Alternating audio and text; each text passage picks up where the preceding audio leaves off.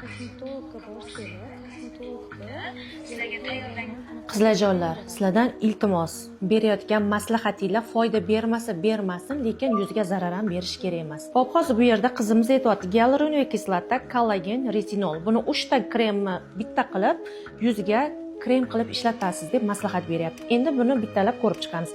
Gialuronik kislota, hop, mayli. Buni hamma yuzga tushadi, hamma yozda ishlatsa bo'ladi.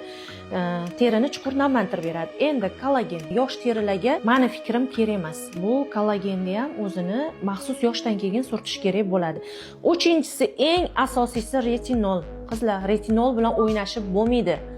Bu birinchidan hamma teriga bir xilda ishlatish mumkin emas. Ikkinchidan retinolni har kuni ishlatib bo'lmaydi. Agar teri chувствительный bo'lsa, yupqa bo'lsa, o'ta quruq bo'lsa, yomon oqibatlarga olib keladi. Qizarib, yana ham sezuvchan bo'lib, terimizni kuydirib qo'yishi mumkin. Bu videoni yaqin dugonalaringizga jo'natib, ogohlantirib qo'ying.